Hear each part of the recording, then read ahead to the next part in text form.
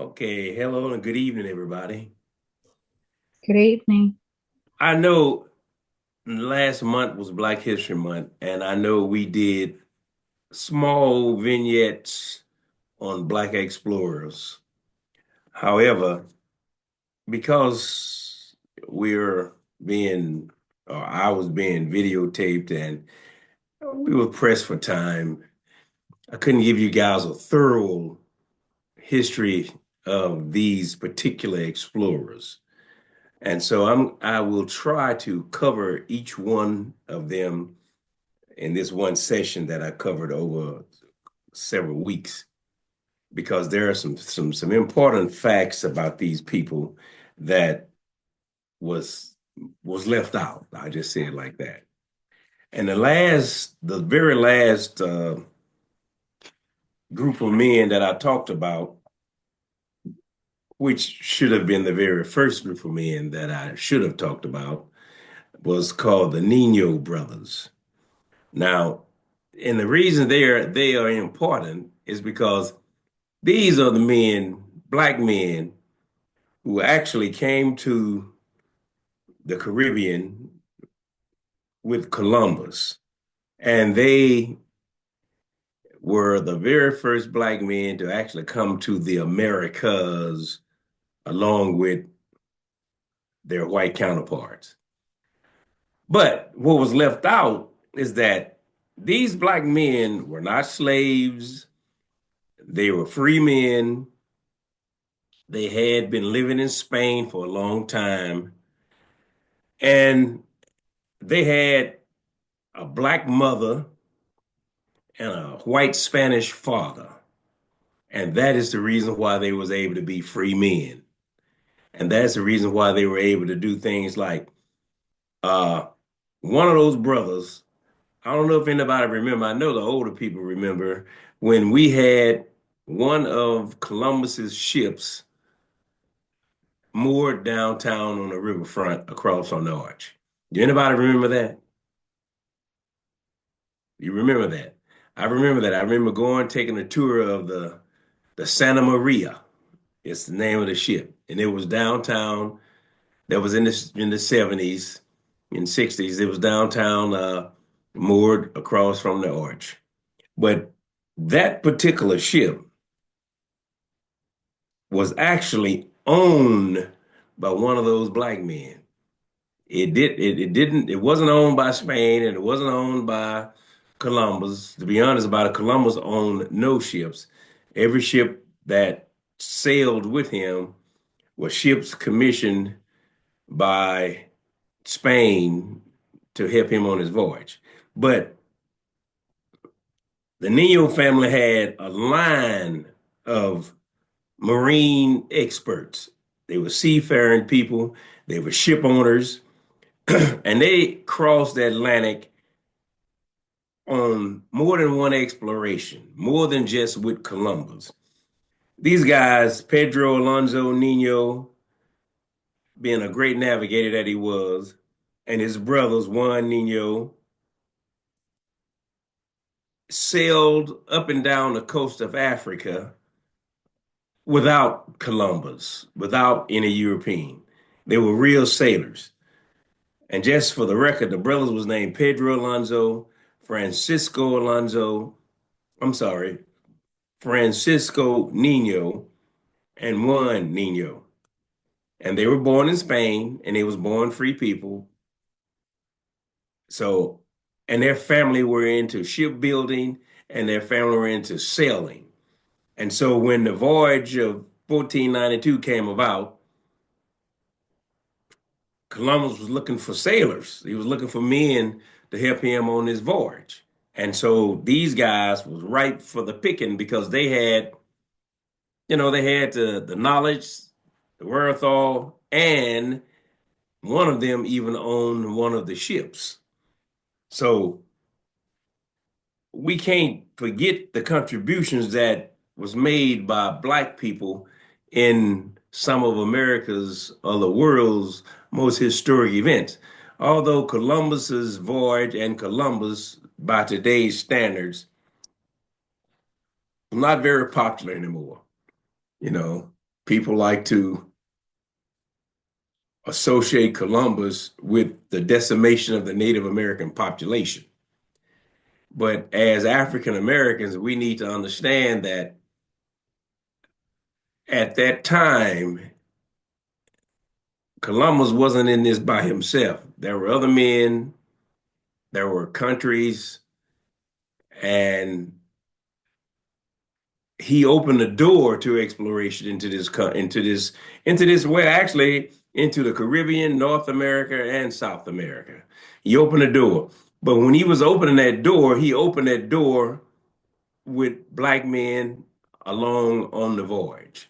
So whenever you hear about Columbus, don't just think, well, just some European came over and did this. African Americans or men of African descent were right along with him.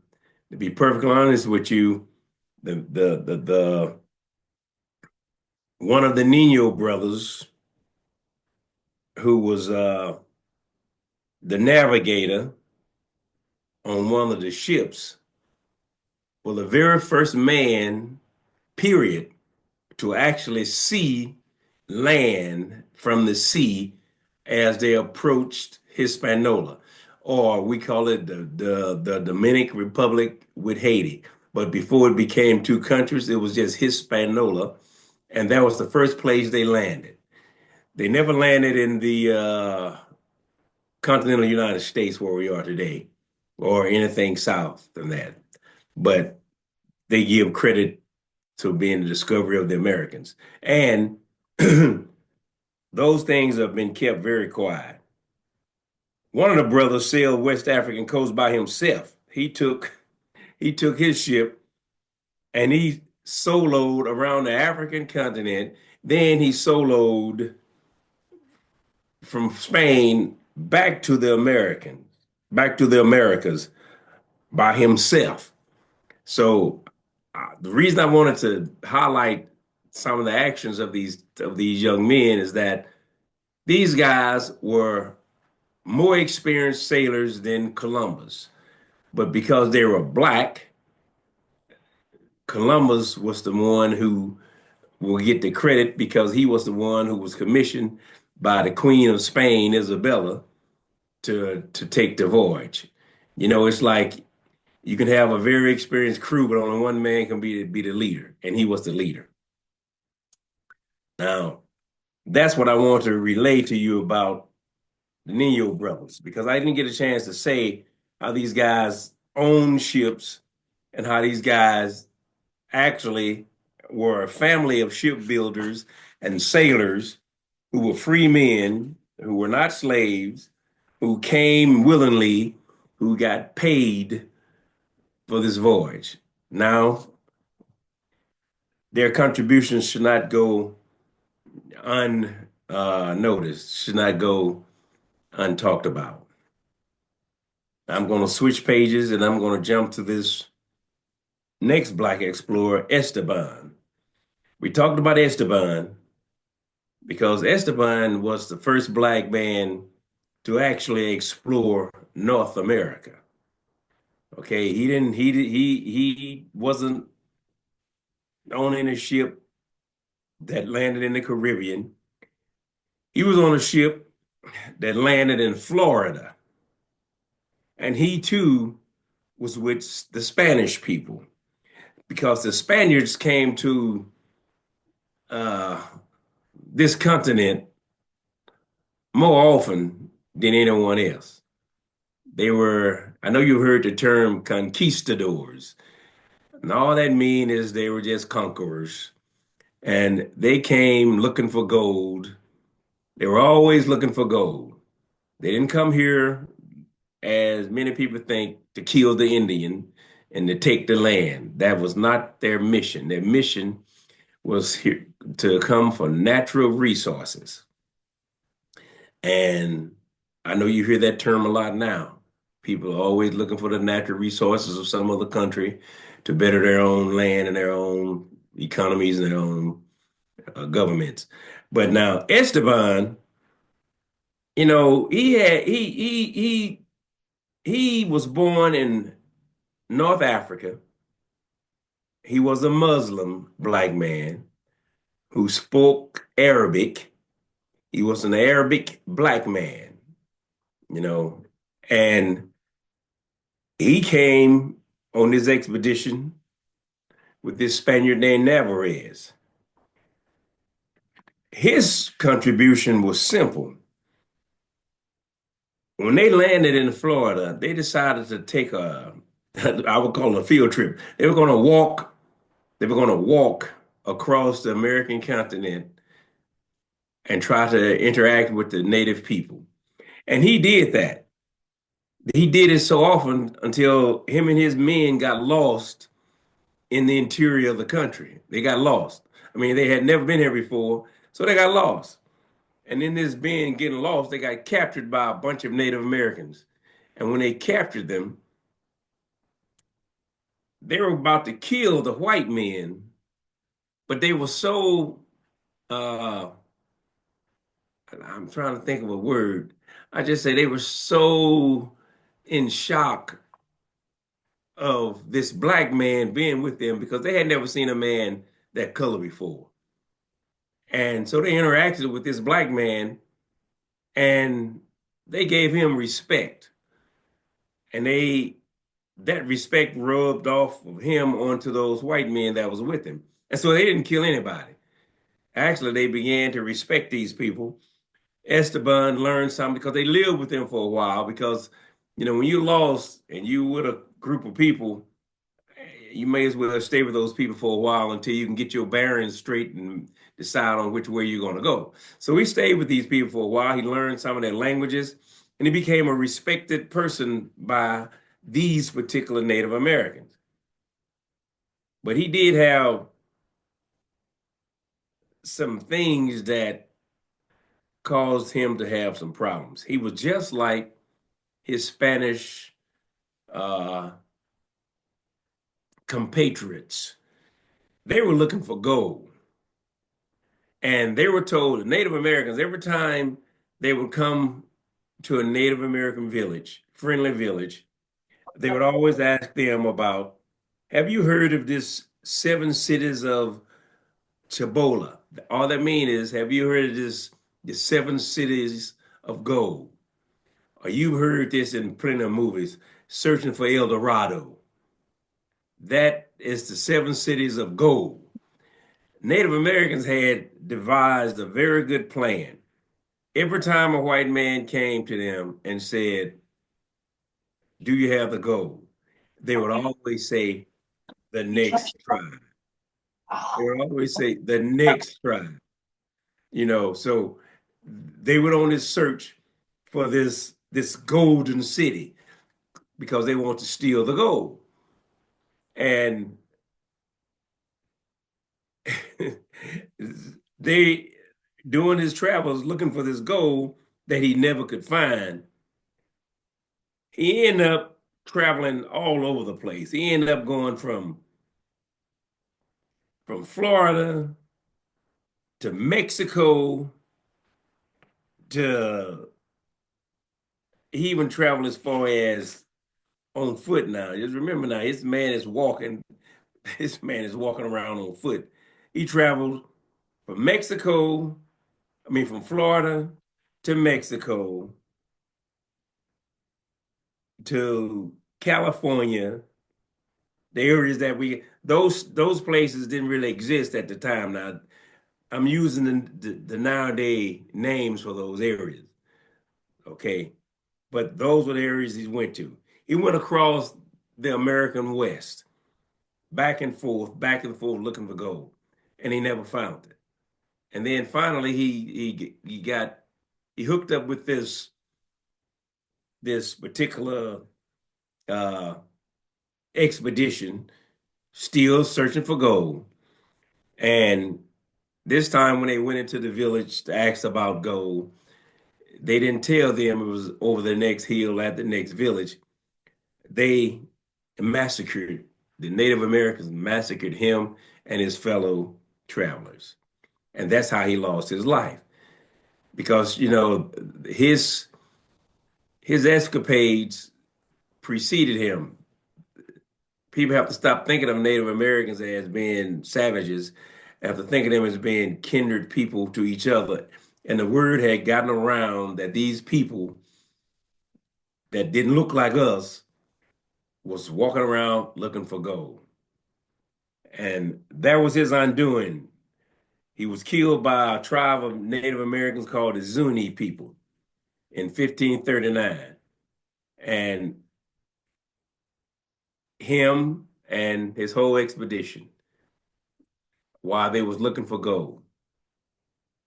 But a priest, the Catholics priest was always with the Spanish because the Spanish was Catholic. And he managed to survive and live to tell the story of Esteban. That's how we have the information about Esteban. He survived. Now that was Esteban. The reason his story is important is because the black man that explored the American West as early as the 1500s, okay? They don't make movies about Esteban.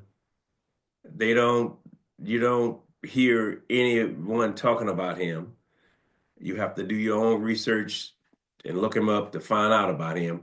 But a black man was here in these United States, walking from Florida to California, going into Mexico. And you know the map of America.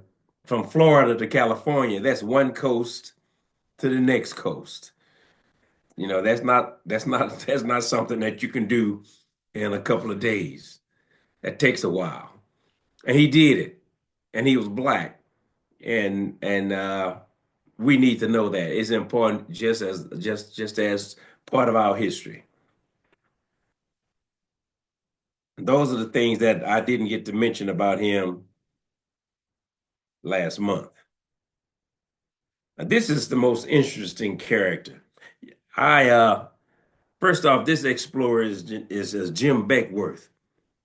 I used to years ago in the 90s, I belonged to a African American historical society where we used to dress up in costumes and portray different African Americans of the past.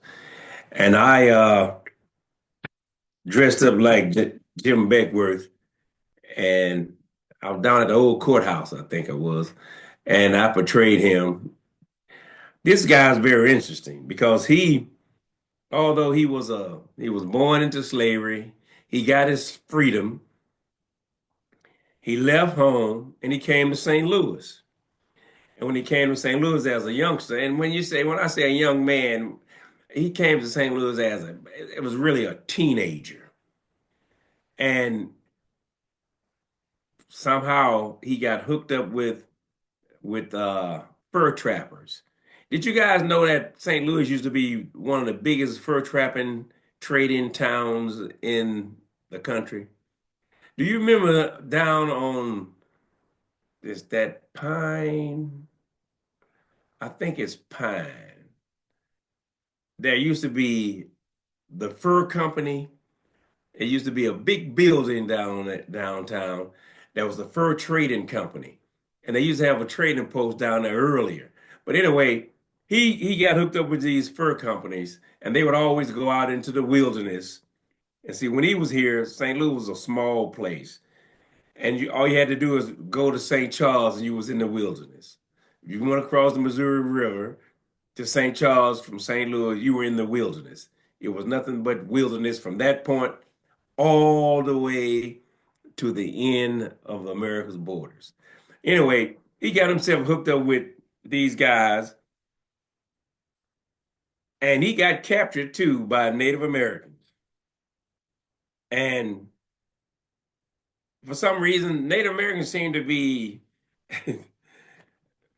they seem to like black people.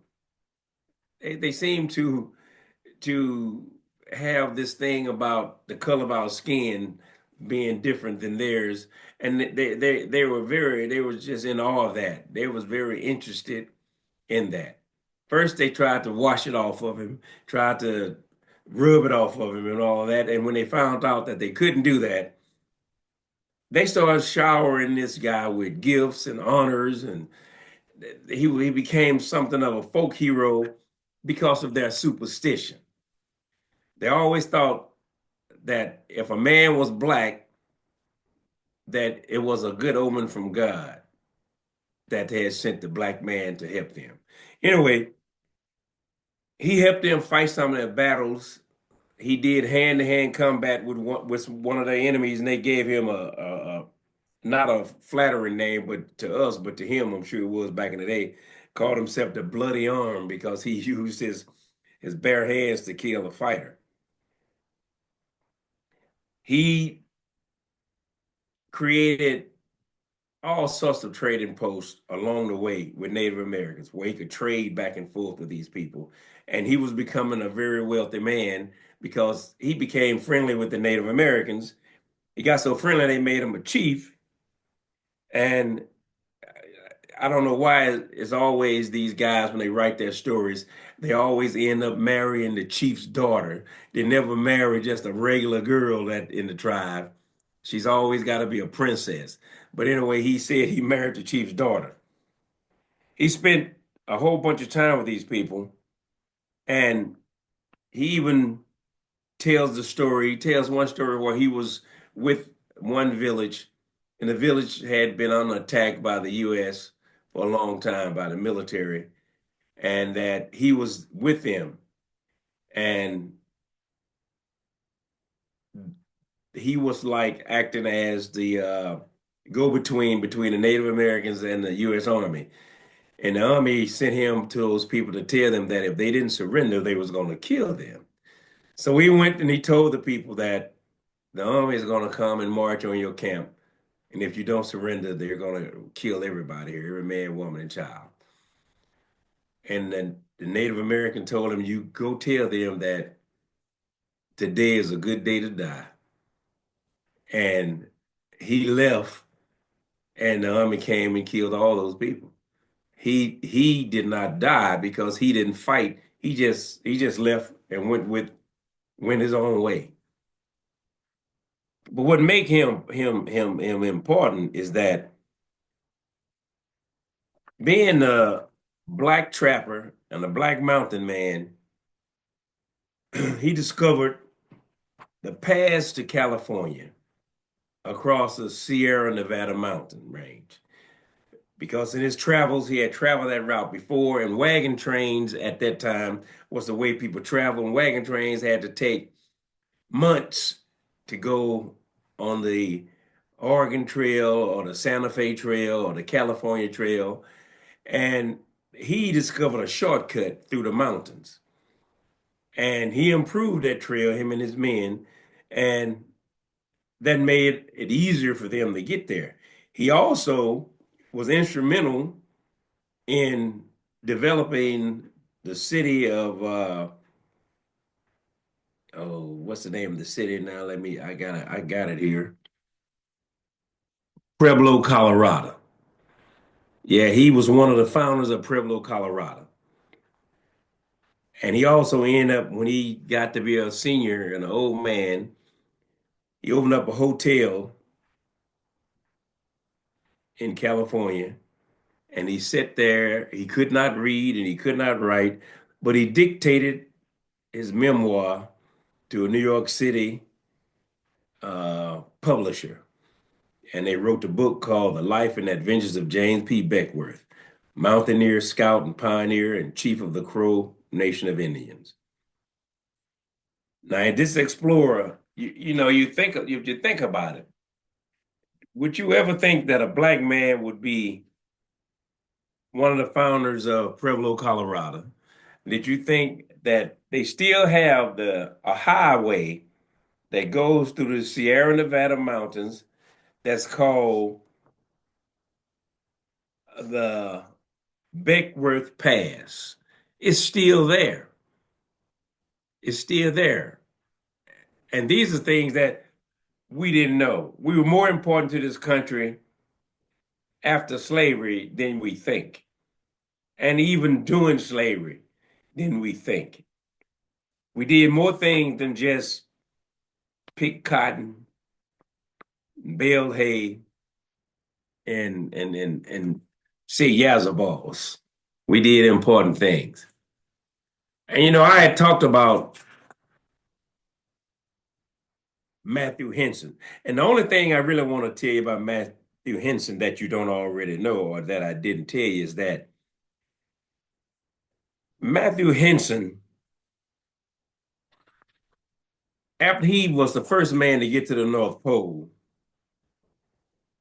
and he got a lot of notoriety for being the first man to get to the North Pole. He achieved fame for participating in that expedition. He was awarded all sorts of awards that I didn't get a chance to talk about. In 1937, he was the first African American to be made a life member of the Explorers Club. And in 1948, he was elevated to the club's highest level of membership. And in 1944, he was awarded the Perry Polar Expedition. The Perry Polar Expedition Medal. And he was received at the White House by Presidents Harry Truman and Dwight Eisenhower. And after he passed away at the ripe old age of 88, he was buried in Woodland Cemetery, and he was survived by his wife, Lucy. After his wife, Lucy, passed in 1968, they exhumed his body, and they both were reinterred into Arlington National Cemetery. And in 2000, posthumously, he was awarded the Hubbard Medal by the National Geographic Society. And in September of 2021, now see how this is going? 2021, that's just a few years ago. The International Astronomical Union, or the Space Agency, named one of the craters on the moon Henson's crater. So just to say, I wanted to get those important facts in there just to say that these guys did things that were not normally done or were not normally talked about by the majority culture. They didn't want us to know these things, but these things was going on. Every black man was not in the South being mistreated by some cracker, some white man. Some of these men were out paving ways for all the successful things that we do today. And I know you guys know that already. But I just wanted to shine the light on the whole realm of things that they could do and that they were allowed to do. And they naturally, of course, they faced prejudices. Of course, they faced racism. I mean, in those days, of course, you faced all of these things. However, they didn't let that stop them. They persevered, they continued, they found racism, they got under it, they got over it, they got around it, and they accomplished. And that is what has made our people a great people, is because we haven't been stopped by any of that. It happens, we know it happens, crying about it, being upset about it, it's not going to change anything. You got to do about it. And that's what these guys did. And that's about all I got to say on those issues tonight. Anybody have any questions? I'd be more than happy to try to answer them. Thank you so much, Mr. Robinson. If you all have any questions, I have muted everyone. So if you'd like to ask a question and have problems getting off mute, please, on your keypad, press *6. All right, Mom.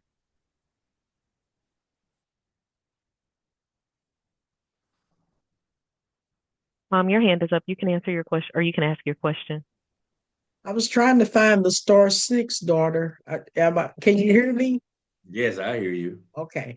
I had a question for you, Brother Robinson, and thank you for the information. Certainly very enlightening, and there were some things that I learned. I had one question for you though, because I've heard about Amerigo Vespucci, and I heard that where America derived its name from, but I don't really know a lot about him per se, outside the fact that that's who America was named after. Could you provide us with some additional details regarding who he was and why he was so significant that they named America after him? Well, okay. Yes, he was an Italian.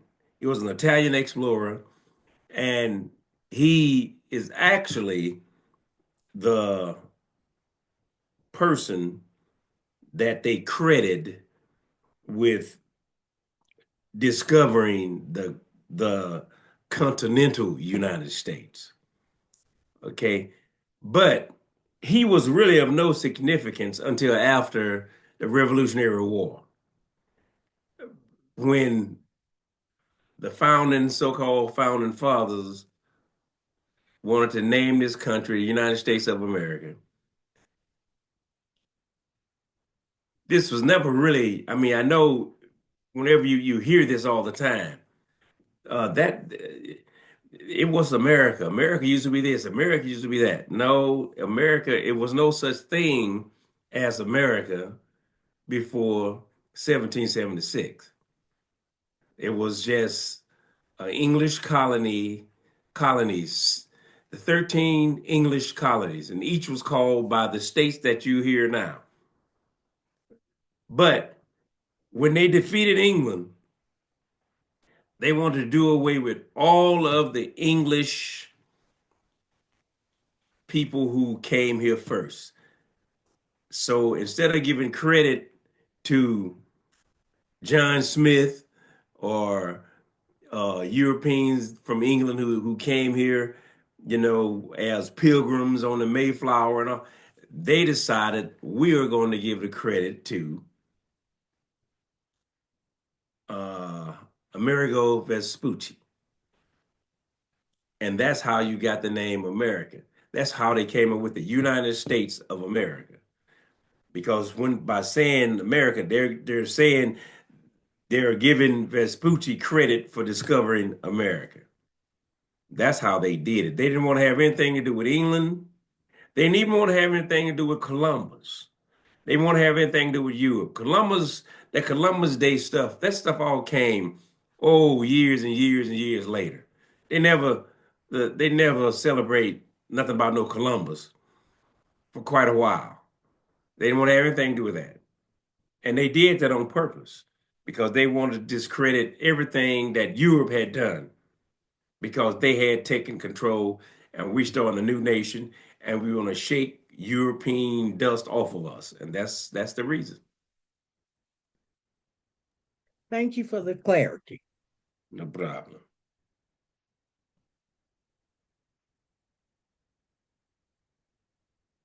Okay, looks like Regina put something in the chat.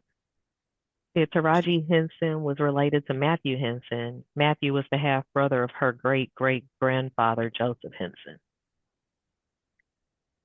Now, could you say that again? Was Matthew Henson? She said Taraji Henson, the actress, was related to Matthew Henson.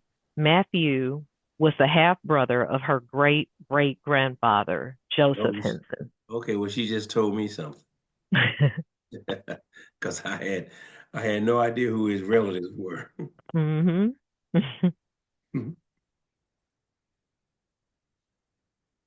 I know these explorers wasn't that exciting, but I just figured I needed to wrap it up because I didn't feel good with leaving all that information out.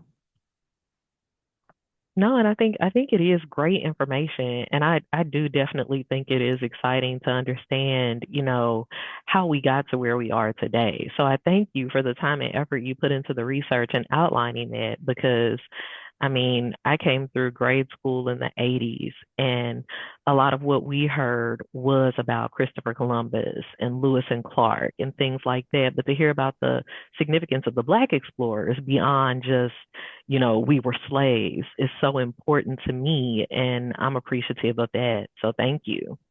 Yes.